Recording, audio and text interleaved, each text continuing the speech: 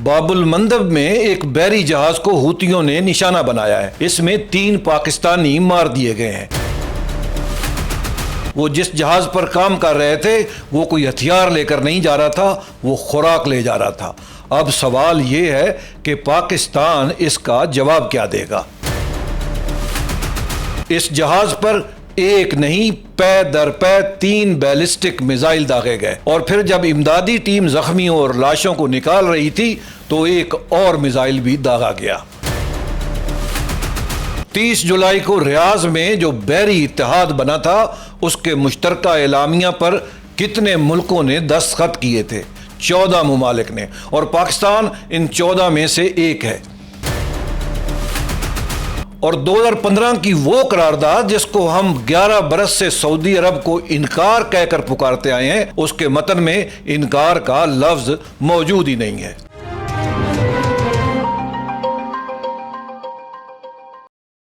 Time line میں خوش آمدید۔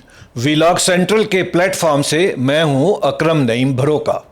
2015 میں انکار نہیں ہوا تھا، ایک شرط لگی تھی۔ لیکن بات شروع کرنے سے پہلے آپ سب کو اور پاکستان میں اور دنیا بھر میں بسنے والے ہر پاکستانی کو جشن آزادی مبارک ہو۔ آج ہم 79 برس کے ہو گئے ہیں۔ میرے دوستو، آج سے 3 دن پہلے، آج جب کہ اس ملک میں جھنڈے لگے ہوئے ہیں، جب لاہور کے لبرٹی چوک میں لاکھوں لوگ جمع تھے، جب کراچی سے پشاور تک سبز روشنیاں جل رہی تھیں، اسی وقت اس ملک کے 3 گھروں میں ایک اور خبر پہنچ رہی تھی۔ 11 اگست منگل کے دن باب المندب میں ایک چھوٹا مال بردار جہاز، اس کا نام تہامہ تھا، یہ مصری ملکیت کا جہاز تھا، اور یمن کی وزارت نقل و حمل کے مطابق وہ جہاز خوراک لے کر جا رہا تھا۔ اس پر حوثیوں نے حملہ کر دیا۔ عملے کے 4 افراد مارے گئے، ان 4 میں سے 3 پاکستانی تھے۔ اور پھر پاکستان نے کیا کیا؟ پاکستان نے ایک بہت سخت بیان جاری کیا۔ اب میں آپ سے ایک ایسا سوال پوچھنا چاہتا ہوں جو تکلیف تو ضرور دے گا، لیکن جس کے بغیر یہ ایپیسوڈ آگے نہیں بڑھ سکتا۔ فرض کیجئے وہ 3 آدمی پاکستان نیوی کے ہوتے، فرض کیجئے وہ وردی میں ہوتے، کسی جنگی جہاز پر ہوتے، اور ان کے تابوت گھر آتے، کیا اس صورت میں بھی جواب صرف ایک بیان ہوتا؟ آپ جانتے ہیں کہ نہیں، ایسا نہیں ہوتا، اور یہ ہم سب جانتے ہیں۔ پاکستان اس کا فوری جواب دیتا، اور یہی وہ فرق ہے جو ریاستیں صدیوں سے قائم رکھتی آئی ہیں۔ وردی والا آدمی ریاست کا ہوتا ہے، اور کمائی کے لیے گیا ہوا کسی اور جہاز پر مرنے والا پاکستانی اپنا تو ہوتا ہے، لیکن ریاست اس پر تعزیت کرتی ہے، حرکت نہیں کرتی۔ لیکن اس بار کچھ اور ہوا ہے، اور یہی پورے اس ایپیسوڈ کی اصل خبر ہے، کیونکہ اگر آپ دفتر خارجہ کا جواب غور سے پڑھیں تو وہ تعزیت کا جواب نہیں تھا۔ اس میں جو لفظ سب سے نمایاں تھا وہ مذمت نہیں تھا، وہ اتحاد تھا، اور اس کے ساتھ ایک اور لفظ تھا، نفاذ۔ یعنی ریاست نے اس دن یہ نہیں کہا کہ ہم دکھی ہیں، ریاست نے یہ کہا کہ ہم ایک بحری اتحاد کے دستخط کنندہ ہیں، اور ہم اسے پورے خلوص کے ساتھ نافذ کریں گے۔ اور یہی وہ لمحہ ہے جہاں مجھے لگتا ہے کہ پاکستان اس پرانے فرق سے اوپر اٹھنے کا فیصلہ کر رہا ہے کہ اس بار مرنے والوں کے کندھے پر کیا لگا تھا۔ یہ سوال نہیں پوچھا جا رہا، صرف یہ دیکھا جا رہا ہے کہ وہ پاکستانی تھے۔ لیکن میرے دوستو، فیصلہ کرنا اور کر گزرنا 2 الگ چیزیں ہیں، اور اسی لیے آج کا اصل سوال یہ نہیں ہے کہ پاکستان کو دکھ ہوا یا نہیں۔ آج کا اصل سوال تو یہ ہے کہ کیا یہ الفاظ کسی عمل تک پہنچیں گے، اور اس سے بھی بڑا سوال یہ ہے کہ اگر پہنچیں گے تو اس عمل کا جواز کہاں سے آئے گا؟ کیونکہ اس ملک میں 2015 سے ایک دستاویز موجود ہے جسے ہم سب انکار سمجھتے آئے ہیں، اور جس دن آپ اس دستاویز کا دوسرا آدھا حصہ پڑھیں گے اس دن آپ کو معلوم ہوگا کہ جواز کہیں باہر سے نہیں آ رہا، وہ 11 برس سے ہماری اپنی پارلیمنٹ کے ریکارڈ میں پڑا ہوا ہے۔ لیکن اب پہلے وہ حقائق جو ابھی تک کے ہیں ان کا پہلے جائزہ لیتے، تجزیہ بعد میں کروں گا۔ پہلے تاریخ نام اور اعداد کی بات کرتے ہیں۔ باب المندب وہ تنگ راستہ ہے جو بحیرہ احمر کو خلیج عدن اور بحر ہند سے ملاتا ہے، اور اس دن منگل 11 اگست کو تہامہ نامی وہ جہاز یمن کی بندرگاہ مکہ کے جنوب میں تھا۔ یمن کی وزارت نقل و حمل کے مطابق اس پر پے در پے 3 بیلسٹک میزائل داغے گئے، جہاز میں آگ لگ گئی اور اسے شدید نقصان پہنچا۔ اور اب وہ تفصیل سنیے جو اس پورے واقعے کو ایک اور سطح پر لے جاتی ہے۔ جب امدادی ٹیمیں زخمی اور لاشوں کو نکالنے پہنچی تو اسی مقام پر ایک اور میزائل داغا گیا۔ یمنی کوسٹ گارڈ کے الفاظ میں حملہ عین اس جگہ پر ہوا جہاں امدادی کارروائی جاری تھی، اور اس میں ریسکیو میں شریک فورسز کے افراد ہلاک اور زخمی ہوئے، یعنی ہلاکتیں 4 سے بڑھ کر 8 ہو گئیں۔ یمنی حکومت کے مطابق مجموعی طور پر کم از کم 8 افراد مارے گئے اور 10 زخمی ہوئے، جن میں عملے کے 7 افراد بھی شامل تھے، اور مرنے والوں میں 3 پاکستانی تھے اور 1 انڈونیشین۔ اور یہ اس جنگ کی وہ پہلی ہلاکتیں ہیں جو کسی تجارتی جہاز پر ہوتی حملے سے ہوئی ہیں۔ اب ایک لمحے کے لیے رکیے اور سوچئے کہ یہ جہاز کیا لے کر جا رہا تھا۔ یمنی وزارت کے مطابق خوراک لے کر جا رہا تھا، ایک ایسے ملک میں جہاں لاکھوں لوگ بھوک کے دہانے پر کھڑے ہیں، اور جو جہاز خوراک لے کر جا رہا ہو اس پر 3 میزائل اور پھر بچانے والوں پر 4تھا۔ اب یہاں ایک بات آپ کو میں ضرور بتاؤں گا، کیونکہ ہم اس چینل پر ہر دعوے کی جانچ کرتے ہیں۔ یہ خبر ہوا میں نہیں اڑی۔ رائٹرز نے اس جہاز کی شناخت، اس کے ڈیک اور اس کے مستول کی شاخت کو اپنے پرانے تصویری ریکارڈ سے ملا کر کی۔ اس نے گھاٹ کی تصویروں کو سیٹلائٹ کی تصویروں اور علاقے کے نقشے سے ملایا، کمپیئر کیا، اور پھر رائٹر نے تاریخ کی تصدیق یمنی کوسٹ گارڈ کے 2 ذرائع اور حکومت کے 2 فوجی عہدیداروں سے کروائی۔ برطانوی بحری تجارتی ادارے UKMTO نے بھی اسی روز اطلاع دی کہ مخا کے قریب ایک مال بردار جہاز کو ایک نامعلوم گولے کا نشانہ بنایا گیا ہے۔ اب سنیے کہ اسلام آباد نے کیا کہا۔ 12 اگست یعنی بدھ والے دن نائب وزیر اعظم اور وزیر خارجہ اسحاق ڈار نے لکھا کہ اطلاعات کے مطابق 3 پاکستانی اپنی جان سے گئے ہیں اور 1 زخمی ہوا ہے، اور یہ کہ پاکستان ایک غیر جنگی تجارتی جہاز پر ہوتی حملے کی شدید مذمت کرتا ہے۔ ایسے حملے معصوم جانوں کو خطرے میں ڈالتے ہیں، بین الاقوامی قانون کے خلاف ہیں، اور بحیرہ احمر میں آزادی نقل و حمل کے لیے بھی شدید خطرہ ہیں۔ اس کے بعد یہ بھی کہا کہ اسلام آباد سعودی عرب اور یمن کی تسلیم شدہ حکومت سے رابطے میں ہے، اور ریاض میں پاکستانی سفارت خانے کو میتوں کی واپسی کا بندوبست کرنے کی ہدایت دے دی گئی ہے۔ اس بیان کو غور سے دیکھیے، کیونکہ اس میں جو نہیں ہے وہ اس سے زیادہ اہم ہے۔ اس میں تینوں مرنے والوں کے نام نہیں ہیں۔ اس میں جہاز کا نام تو ہے، اس میں یہ نہیں لکھا کہ پاکستان کیا کرے گا، صرف یہ لکھا ہے کہ پاکستان کیا محسوس کرتا ہے۔ اور اب اس کے ساتھ وہ رکھیے جو اسی روز یمن کی وزارت خارجہ نے کہا۔ یمن کی وزارت خارجہ نے حملے کی مذمت کی اور پھر دنیا سے مطالبہ کیا کہ وہ مذمت سے آگے بڑھ کر مؤثر اور فیصلہ کن اقدام کی طرف جائے۔ جناب، ایک ہی دن ایک ہی واقعہ اور 2 ریاستوں کے 2 جملے، ایک نے کہا کہ ہم مذمت کرتے ہیں اور دوسرے نے کہا کہ مذمت سے آگے بڑھو، اور پاکستان پھر آگے بڑھا۔ اسی روز اسلام آباد میں دفتر خارجہ کی ہفتہ وار بریفنگ ہوئی۔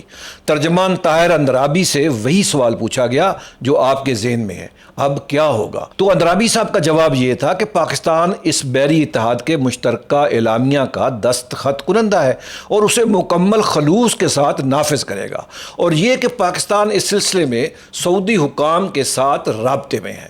اب وہ اتحاد کیا ہے؟ 30 جولائی 2026 کو ریاض میں سعودی وزارت دفاع نے اعلان کیا کہ باب المندب، بحیرہ احمر اور خلیج عدن میں جہاز رانی کی آزادی، بین الاقوامی تجارتی راستوں اور توانائی کی ترسیل کے تحفظ کے لیے ایک کثیر الملکی بحری دفاعی اتحاد قائم کیا جا رہا ہے۔ 51 ملکوں اور اداروں کو دعوت دی گئی اس اجلاس میں شرکت کی۔ 43 ملکوں کے نمائندے پہنچے، یورپین یونین کا نمائندہ بھی وہاں پہنچا، پورا وفد پہنچا تھا، پر اس پر 14 ملکوں نے دستخط کیے، جن میں سعودی عرب، کویت، بحرین، قطر، پاکستان، ترکیہ، مصر، اردن، یمن، بنگلہ دیش، نائجیریا، سوڈان، صومالیہ، یہ لوگ شامل تھے۔ اعلامیے میں یہ طے پایا کہ سعودی عرب اس اتحاد کا بانی اور قائد ملک ہوگا، اور مستقل صدر دفتر، مشترکہ کمان اور آپریشنل سینٹر سعودی عرب میں ہوں گے۔ اور اس اعلان سے چند گھنٹے پہلے ہوتی رہنما عبد الملک ہوتی نے سعودی عرب کو مکمل شدت کی دھمکی دی تھی۔ اب ان 5 دنوں کو ایک ساتھ رکھ کے دیکھتے ہیں جو اس اعلان کے بعد آئے۔ 7 اگست کو جمعہ کے دن سعودی عرب کے جنوبی سرحدی علاقے نجران پر ہوتی حملہ ہوا۔ یمنی حکومت کی حامی اتحادی قیادت کے مطابق 11 شہری زخمی ہوئے اور ان 11 میں ایک پاکستانی بھی تھا۔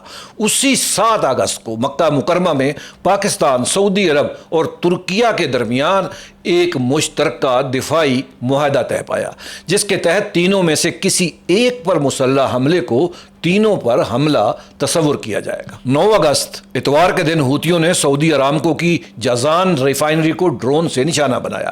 یہ وہ ریفائنری ہے جو روزانہ 4 لاکھ بیرل خام تیل صاف کرتی ہے اور جو 27 جولائی کے حملوں کے بعد سے پہلے ہی بند پڑی تھی۔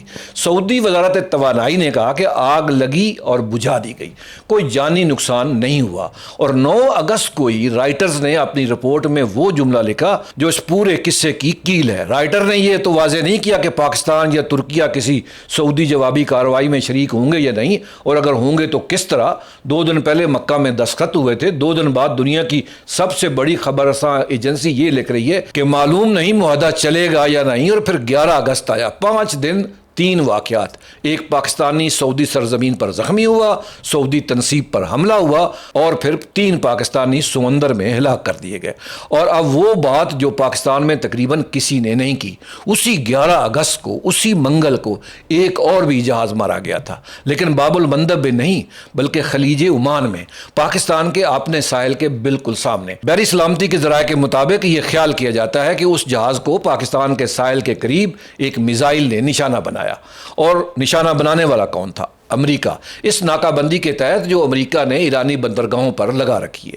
اب دونوں خبروں کو ایک ساتھ رکھ کے پڑھیں۔ ایک جہاز باب المندب میں مارا گیا اور اس پر پاکستانی شہید ہو گئے، اور حملہ آور وہ گروہ تھا جسے ایران کی حمایت حاصل ہے۔ اور دوسرا جہاز پاکستان کے اپنے ساحل کے سامنے مارا گیا، اور حملہ آور وہ ملک تھا جس کے ساتھ پاکستان اس وقت ثالثی کر رہا ہے۔ پاکستان کے سعودی دائرے کے دونوں سروں پر ایک ہی دن آگ لگی۔ اسلام آباد نے ایک پر بیان دیا اور دوسرے پر خاموشی اختیار کی، اور وہ خاموشی اتفاق نہیں تھی۔ لیکن جناب یہ کوئی تضاد نہیں ہے، یہ پالیسی کا حصہ ہے جو ہمارے اس پورے موضوع کا مرکز ہے۔ جولائی کے آخر میں اسی دفتر خارجہ کی اسی بریفنگ میں اسی ترجمان نے ہوتیوں کی جانب سے سعودی تیل بردار جہازوں پر حملے کے دعووں کے بعد ایک بہت سخت جملہ کہا تھا۔ انہوں نے کہا تھا کہ اگر پاکستانی تجارتی جہازوں پر حملہ ہوا تو پاکستان اسے اپنی قومی سلامتی پر حملہ سمجھے گا اور پوری قوت سے جواب دے گا۔ قومی سلامتی کے دفاع میں کوئی باریک لکیر نہیں ہوتی، یہ ہماری سرخ لکیر ہے۔ اب دیکھیے کہ وہ سرخ لکیر کہاں کھینچی گئی تھی، پاکستانی تجارتی جہازوں کے گرد۔ اور 11 اگست کو جو جہاز مارا گیا وہ پاکستانی جہاز تو نہیں تھا، پاکستانی صرف اس پر کام کرنے والے آدمی تھے۔ چنانچہ سرخ لکیر تکنیکی طور پر تو عبور نہیں ہوئی، کاغذ پر ریاست کا موقف قائم ہے، اور 3 گھر تو اجڑ چکے ہیں۔ جی ہاں، ہم نے اپنی سرخ لکیر لوہے کے گرد کھینچی تھی، گوشت پوست کے گرد نہیں۔ ہوتیوں کے اپنے خبر رساں ادارے سبا کے مطابق انہوں نے دعویٰ کیا کہ انہوں نے باب المندب میں ایک سعودی جہاز کو نشانہ بنایا ہے جو فوجی سامان لے کر جا رہا تھا۔ جہاز کا نام انہوں نے نہیں لیا، اور ہلاکتوں پر گروہ نے باقاعدہ کوئی بات نہیں کی۔ ہوتیوں کے اس دعوے کے مطابق 2 شہادتیں موجود ہیں، ایک یمن کی وزارت نقل و حمل کی جس کے مطابق جہاز خوراک لے کر جا رہا تھا، اور دوسری برطانوی بحری سلامتی کے ادارے ایمبری کی جس نے اسی روز اس حملے کی تصدیق کی تھی۔ میں دونوں باتیں آپ کے سامنے رکھ رہا ہوں اور فیصلہ آپ پر چھوڑتا ہوں، لیکن ایک بات ضرور یاد رکھیے گا، جب کوئی طاقت یہ کہے کہ اس نے فوجی سامان کو نشانہ بنایا ہے اور جہاز کا نام لینے سے انکار کر دے تو سوال یہ نہیں رہتا کہ اس نے کیا مارا، سوال یہ ہو جاتا ہے کہ کیا اسے معلوم تھا۔ اور پھر اعداد کو دیکھیں۔ کیپلر کے اعداد و شمار کے مطابق گزشتہ ہفتے باب المندب سے روزانہ اوسطاً 32 جہاز گزرے، جبکہ ہوتی ناکہ بندی کے اعلان سے پہلے یہ اوسط 50 کے قریب تھی، یعنی کوئی 30-40% جہاز گزرنا بند ہوئے۔ باب المندب دنیا کی سمندری تجارت کا 10 سے 12% اٹھاتا ہے، اور 11 اگست کو امریکی محکمہ توانائی نے تیسرے سہ-ماہی کے لیے برینٹ خام تیل کی اوسط قیمت بڑھا کر تقریباً $85 فی بیرل کر دی۔ یہ وہ قیمت ہے جو آپ لاہور اور کراچی کے پمپ پر ادا کرتے ہیں، اور اس کا ایک حصہ اسی راستے کا کرایہ اور اسی راستے کی انشورنس پالیسی کا ہوتا ہے جہاں 11 اگست کو 3 پاکستانی مارے گئے۔ یہاں تک الزام مکمل ہے، اب 3 چیزیں باقی ہیں اور میں تینوں آپ سے کر رہا ہوں۔ پہلی یہ ہے کہ وہ درستگی جو اس ملک میں 11 برس سے نہیں کی گئی، یعنی 2015 کی قرارداد میں اصل میں لکھا کیا تھا، اور دوسری وہ قیمت جو اس جواز کو ادا کرنی پڑے گی، اور وہ قیمت تہران نے رکھی ہے، اور تیسری وہ سوال کہ کیا پاکستان اس اتحاد کا بوجھ اٹھانے کا قابل ہے بھی یا نہیں، جس کا جواب بحرین میں پڑا ہوا ہے۔ لیکن ان تینوں سے پہلے ہمیں اس دروازے کو دیکھنا ہوگا جس پر یہ سارا جھگڑا ہے، اور اس کے لیے ہمیں 1973 میں جانا ہوگا اور اس سے بھی پیچھے۔ باب المندب کا مطلب ہے آنسوؤں کا دروازہ، اور یہ نام ان ملاحوں کا رکھا ہوا ہے جن کا کسی جنگ سے کوئی تعلق نہیں تھا۔ اس دروازے کے بیچ میں ایک چھوٹا سا جزیرہ ہے جس کا نام ہے پرم۔ 1856 میں برطانیہ نے فرانس کے زیر تعمیر جب نہر سویز بن رہی تھی تو اس سے خوف زدہ ہو کر اس جزیرے پر مکمل قبضہ کر لیا، فوج بٹھا دی، لائٹ ہاؤس بنا لیا اور کوئلے کا اڈا بھی قائم کر دیا۔ اور پھر 1882 میں برطانوی وزارت جنگ نے اپنی ہی ایک رپورٹ میں لکھا کہ اس جزیرے کو قلعہ بنانے سے کوئی فائدہ حاصل نہیں ہوگا، البتہ اسے اپنے قبضے میں رکھنا اس لیے ضروری ہے کہ کوئی اور طاقت اس کو لے کر اس پہ قبضہ کر کے اسے قلعہ نہ بنا دے۔ اور یہ ایک جملے میں دنیا کے تمام تنگ سمندری راستوں کا فلسفہ ہے۔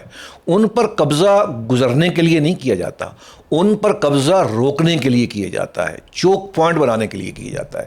اچھا، پھر 1973 آیا۔ اسرائیل کے ساتھ یوم کپور کی جنگ کے دوران مصری اور جنوبی یمنی جنگی جہازوں نے باب المندب کے جنوبی سرے پر پوزیشنیں لے لیں اور اسرائیل کی طرف جانے والے تمام جہازوں کو روک دیا۔ یہ عام ناکہ بندی نہیں تھی، یہ چنیدہ ناکہ بندی تھی۔ ایلات کی طرف جانے والے جہاز واپس مڑ گئے اور باقی دنیا کی تجارت بڑی حد تک چلتی رہی۔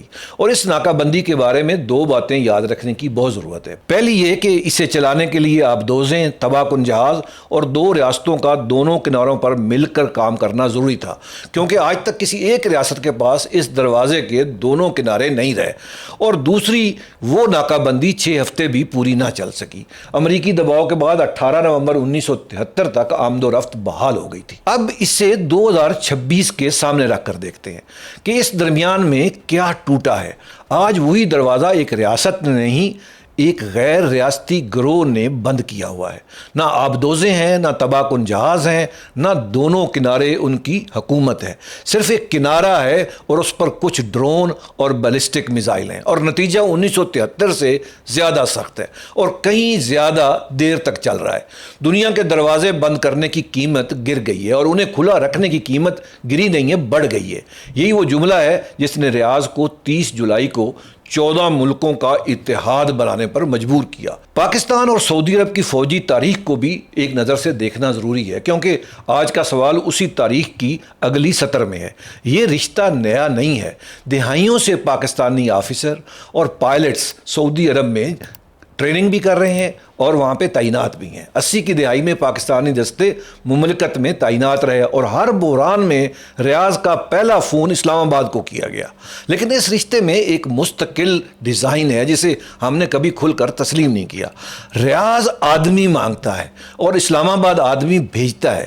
ریاض فیصلہ مانگتا ہے اور اسلام آباد فیصلہ ٹال دیتا ہے۔ ہم نے ہمیشہ اپنی مین پاور تو بھیجی ہے لیکن کھل کر دستخط نہیں کیے، اور یہی وہ لمحہ آتا ہے جس نے یہ پورا موضوع کھڑا کر دیا ہے۔ 10 اپریل 2015 کو پارلیمنٹ کا مشترکہ اجلاس ہوا، 5 دن بحث چلی۔ چند دن پہلے وزیر دفاع خواجہ آصف نے ایوان کو بتایا تھا کہ سعودی عرب نے یمن میں اپنی کارروائی کے لیے پاکستان سے لڑاکا طیارے، زمینی فوج اور جنگی بحری جہاز مانگے ہیں۔ اور اس دن اسحاق ڈار نے، یہ وہی اسحاق ڈار ہیں جنہوں نے 12 اگست کو 3 پاکستانیوں کی موت کا اعلان کیا ہے، ایوان میں ایک قرارداد پیش کی جو متفقہ طور پر منظور ہوئی۔ اور اب اس قرارداد کا اصل متن بھی سن لیتے ہیں، کیونکہ 11 برس سے ہم اس کا صرف پہلا آدھا حصہ پڑھتے آئے ہیں۔ قرارداد میں یہ کہا گیا کہ پارلیمنٹ یہ خواہش رکھتی ہے کہ پاکستان یمن کے تنازع میں غیر جانبدار رہے تاکہ وہ بحران کے خاتمے کے لیے مؤثر سفارتی کردار ادا کر سکے۔ یہ وہ حصہ ہے جو ہم سب کو یاد ہے، اور اسی قرارداد میں، اسی متن میں اگلی سانس میں یہ بھی لکھا گیا کہ پارلیمنٹ سعودی عرب کی غیر مشروط حمایت کا اظہار کرتی ہے اور اس امر کی توثیق کرتی ہے کہ اگر سعودی عرب کی سالمیت کے خلاف کوئی کارروائی ہوئی یا حرمین شریفین کو کوئی خطرہ لاحق ہوا تو پاکستان سعودی عرب اور اس کے عوام کے شانہ بشانہ کھڑا ہوگا۔ تو پھر میرے دوستو، یہ ایک انکار نہیں ہے، یہ ایک مشروط انکار ہے اور شرط اسی متن میں درج ہے۔ 2015 میں سعودی سرزمین پر حملہ نہیں ہوا تھا، اس لیے شرط قائم رہی اور غیر جانبداری چلتی رہی۔ 2026 کے اگست میں سعودی سرزمین پر بار بار حملہ ہو چکا ہے۔ نجران پر حملہ ہوا جہاں ایک پاکستانی زخمی ہوا، جازان کی ریفائنری پر اور یمبے کی پورٹ پر بھی اس سے پہلے حملہ ہو چکا تھا۔ چنانچہ آج پاکستان کو اس قرارداد کو الٹنے کی تو ضرورت ہی نہیں ہے، اسے صرف اس کا دوسرا نصف حصہ پڑھنے کی ضرورت ہے۔ جواز باہر سے نہیں آیا، وہ ہماری اپنی پارلیمنٹ کی دستاویز میں پہلے سے ہی موجود تھا۔ اور اب دنیا کیا کہہ رہی ہے؟ ریاض نے جوابی حملے کی بجائے ایک ادارہ بنایا ہے، یعنی 14 ملکوں کا اتحاد اور اپنی سرزمین پر مستقل صدر دفتر۔ یمن کی تسلیم شدہ حکومت جو خود ان 14 ممالک میں سے ایک ہے، اس نے حوثیوں کو ذمہ دار ٹھہرایا ہے اور دنیا سے مذمت سے آگے بڑھنے کا مطالبہ کیا ہے۔ اور تہران نے 3 شہید پاکستانیوں پر ایک لفظ نہیں کہا، اور یہی وہ نقطہ ہے جہاں اس جواز کی قیمت شروع ہوتی ہے، اور میں یہ قیمت آپ سے چھپاؤں گا نہیں۔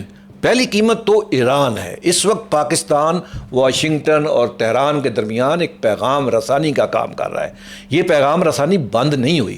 اسلام آباد یادداشت کے تحت ہونے والی جنگ بندی 17 اگست کو ختم ہو رہی ہے، یعنی آج سے 3 دن بعد۔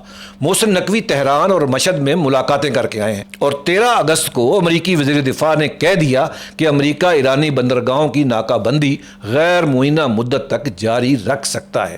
اب سوچئے، اگر پاکستان بحیرہ احمر میں ایک جنگی فریق بن جاتا ہے اور وہ بھی اس گروہ کے خلاف جسے ایران کی حمایت حاصل ہے، تو کیا وہی پاکستان اگلے ہفتے تہران میں ثالث کی کرسی پر بیٹھا رہ سکتا ہے؟ ثالث اور فریق کا یہ کردار ایک ہی مہینے میں ایک ہی ملک 2 بار نہیں نبھا سکتا۔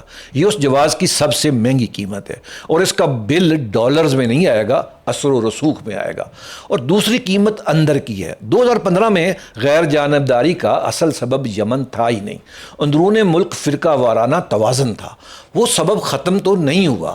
اور تیسری قیمت اس اتحاد کی ساخت میں ہے، اور یہ سب سے سنگین اعتراض ہے۔ ان 14 10 کنندگان میں یمن کی حکومت خود شامل ہے، یعنی یہ اتحاد کوئی غیر جانبدار سمندری پولیس نہیں ہے، یہ ایک ایسی خانہ جنگی کا فریق ہے جس میں پاکستان نے 2015 میں باقاعدہ اعلان کر کے غیر جانبداری اختیار کی تھی۔ اگر آپ اس اتحاد میں عملی طور پر شامل ہو جاتے ہیں، جو پاکستان ہو گیا ہے، تو آپ صرف جہاز نہیں بچا رہے، آپ یمن کے اندر ایک فریق کو مضبوط بھی کر رہے ہیں۔ جو شخص آپ سے یہ بات چھپائے وہ آپ کو پورا سچ نہیں بتا رہا۔ لیکن اب ہم یہ بھی سوال اٹھائیں گے، اور جو ہر پاکستانی پوچھ رہا ہے، کہ کیا ہم اس قابل بھی ہیں؟ اور یہاں جواب وہ نہیں جو آپ سمجھ رہے ہیں۔ میرے دوستو، پاکستان بحیرہ احمر میں داخل نہیں ہو رہا، پاکستان وہاں 17 برس سے موجود ہے۔ کمبائنڈ ٹاسک فورس 151 یہ ایک کثیر الملکی بحری فورس ہے جو بحری قزاقی کے خلاف بنی، اور جس نے باب المندب سے ہوتے ہوئے جنوبی بحیرہ احمر تک نگرانی شروع کر دی۔ اس کی کمان پاکستان نیوی 11 بار سنبھال چکی ہے، 11 بار۔ دنیا کی کسی اور بحریہ نے اتنی بار یہ کمان نہیں سنبھالی۔ دوسرے نمبر پر ترکیہ ہے، 7 بار اس نے یہ کمان سنبھالی۔ اور کمبائنڈ ٹاسک فورس 150 ایک غیر ریاستی خطرات کے خلاف کام کرتی ہے، اس کی کمان بھی پاکستان 11 بار سنبھال چکا ہے، اور موجودہ باری 28 جنوری 2026 کو منامہ میں سنبھالی گئی۔ اور کس سے سنبھالی گئی؟ رائل سعودی نیوی سے۔ یعنی اس وقت، اس لمحے، اس سمندر میں آلریڈی ایک کثیر الملکی کمان ایک پاکستانی آفیسر کے پاس موجود ہے، اور وہ کمان اسے سعودیوں نے اپنے ہاتھ سے دی ہے۔ تو جو چیز بدلی ہے وہ موجودگی نہیں ہے، جو چیز بدلی ہے وہ اس موجودگی کی قانونی نوعیت ہے۔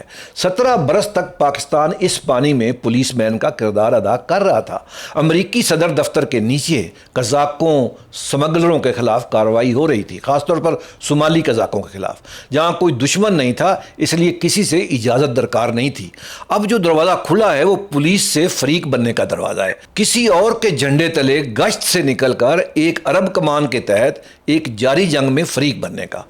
اور یہی وہ قدم ہے جو پاکستان 2015 سے نہیں اٹھا رہا تھا۔ اور کیا پاکستان اس اتحاد کی قیادت کر سکتا ہے، یہ جو 14 ملکی اتحاد ہے؟ تو میں سمجھتا ہوں بالکل نہیں۔ سیاسی قیادت طے تو ہو چکی ہے اور وہ ریاض کے پاس ہے، صدر دفتر بھی ریاض میں بنے گا، مشترکہ کمان بھی سعودی عرب کے پاس، آپریشنل سینٹر بھی سعودی عرب کے پاس۔ لیکن اب ان 14 ناموں پر انگلی رکھ کر ایک اور بھی سوال پوچھئے، ان میں سے سمندر میں کمان کون کر سکتا ہے؟ ان میں سے سمندر میں حصہ کون ڈال سکتا ہے؟ بنگلہ دیش، نائجیریا، سوڈان، صومالیہ، جبوتی، یمن یہ تو نہیں کر سکتے، ان کے پاس تو کوئی قابل عمل وہ ہے ہی نہیں ہے، نیوی بھی نہیں ہے۔ ہاں مصر کر سکتا ہے، ترکیہ بھی کر سکتا ہے۔ پاکستان نے 11 بار پہلے ہی کمان کی ہوئی ہے، اپنا حصہ وہاں ڈالا ہوا ہے۔ تو پاکستان ان سب ملکوں 14 میں سب سے آگے ہے۔ اس کے پاس نہ صرف کمان کا تجربہ ہے، اس سمندر کا تجربہ ہے، بلکہ اس کے پاس وہ قوت بھی ہے کہ وہ اپنی یہاں پہ ایک گشت بھی بڑھا سکتا ہے اور انشور بھی کر سکتا ہے۔ لیکن ایک تنبیہ بھی دی گئی ہے، اور یہ کل کی بات ہے۔ جنوری 2017 میں پاکستان کے سبک دوش army chief general Raheel Sharif نے سعودی عرب میں فوجی اتحاد کی کمان سنبھالی تھی۔ اور اسلام آباد میں کیا ہوتا ہے، سینٹ میں رضا ربانی سوال اٹھاتے ہیں کہ کیا NOC جاری ہوا تھا اور کیا وفاقی حکومت کو اعتماد میں لیا گیا تھا؟ وزیر دفاع خواجہ آصف فوراً ٹی وی پہ آتے ہیں اور اس تقرری کی تصدیق کرتے ہیں، اور چند دن بعد سینٹ میں یہ کہتے ہیں کہ ابھی کوئی تقرری ہوئی ہی نہیں اور NOC درکار ہوگا۔ یعنی ملک کی اتنی بڑی سیکیورٹی پیش رفت پارلیمنٹ کو اخبار سے پتہ چلی۔ نمونہ بالکل وہی ہے، ریاض عمارت بناتا ہے، پاکستان کمانڈر دیتا ہے، اور پاکستانی پارلیمنٹ کو کچھ دن تک علم ہی نہیں ہوتا۔ اور اگر یہ 14 ملکی قدم اٹھانا ہے تو اس کا فیصلہ بھی پھر پارلیمنٹ میں ہونا چاہیے، کیونکہ 2015 کی قرارداد جو جواز دے رہی ہے وہ جواز پارلیمنٹ کا ہے، کسی اور کا نہیں۔ اور اب آخری بات، اور یہ کئی سوالوں کی شکل میں، اس اعلامیے پر پاکستان کے دستخط موجود ہیں، مکہ کے معاہدے پر دستخط موجود ہیں، اس قرارداد پر پوری پارلیمنٹ کے دستخط موجود ہیں، اور 11 اگست کو جو 3 آدمی شہید ہوئے ان کے نام کہیں نہیں ہیں، نہ وزیر خارجہ کے بیان میں، نہ ترجمان کی بریفنگ میں، نہ کسی اخبار میں۔ 7 اگست کو جو نجران میں پاکستانی زخمی ہوا تھا اس کا نام بھی کہیں نہیں ہے۔ تو مجھے پہلے یہ تو بتائیے، کیا ریاست کو معلوم ہے کہ اس وقت دنیا کے جہازوں پر کتنے پاکستانی کام کر رہے ہیں؟ کیا اسے یہ معلوم ہے کہ ان میں سے کتنے اس وقت جنگی پانیوں میں ہیں، باب المندب میں ہیں، خلیج عدن میں ہیں، خلیج عمان میں ہیں، بحیرہ ہرمز میں ہے؟ کیا کوئی فہرست ہے؟ کیا کوئی ایسا ادارہ ہے جو یہ گنتی رکھتا ہو؟ اور اگر کل ایک اور جہاز مارا گیا تو کیا ہمیں پھر ایک بیان ملے گا؟ بغیر نام کے تابوت ملیں گے؟ وہ جہاز خوراک لے کر جا رہا تھا اور اس پر 3 میزائل مارے گئے، اور جب لوگ لاشیں نکالنے آئے تو پھر 4تھا میزائل مارا گیا۔ ہم ایک بحری اتحاد کے دستخط کنندہ ہیں اور اپنے ہی ملاحوں کی فہرست کے دستخط کنندہ نہیں ہیں، اور جو ریاست اپنے آدمیوں کے نام نہیں جانتی وہ کس کی حفاظت کے لیے سمندر میں جہاز بھیجے گی؟ اپنا اور اپنے پیاروں کا خیال رکھیے گا۔ اللہ نگہبان۔